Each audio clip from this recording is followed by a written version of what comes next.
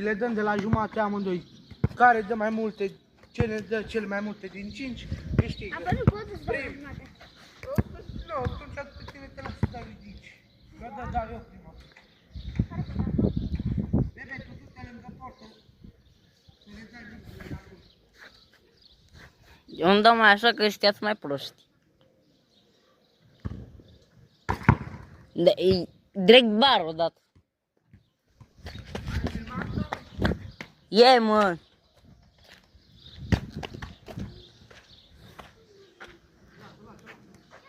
Bă, nu, mă, eu le dau cu tot a mele 5, hai le dai tu de bani. Bă, da, mă, eu primul, eu în spate.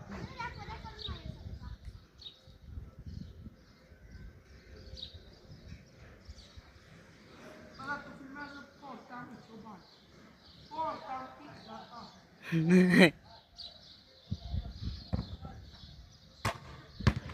Porta! Trebuie să filmezi autul, bă!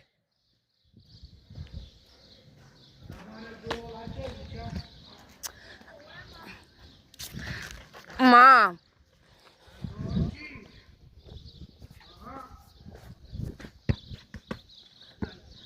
Schemele. Hai, să nu știu dacă s-a prins. Lasă-mă pula, nu? Care își pune atunci și în gura asta. Ce ai zis, mă? Pizda, mătii. Măi... Grasule, tu pe episodul ăsta trebuie să spui că nu este destinat copiilor, pentru că s-au auzit multe înjurături. Să mai și meargă după ea.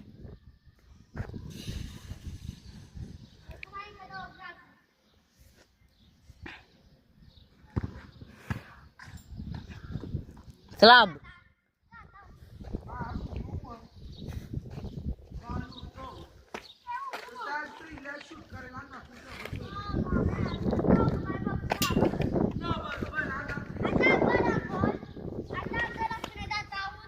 Și cu ăsta, cu manul strict.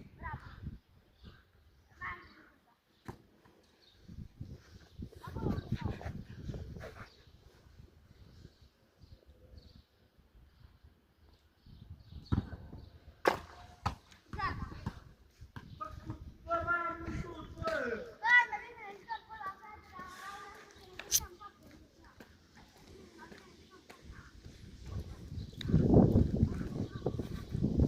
Bă, dacă tot pune destinat copiilor, vă să înjur și eu.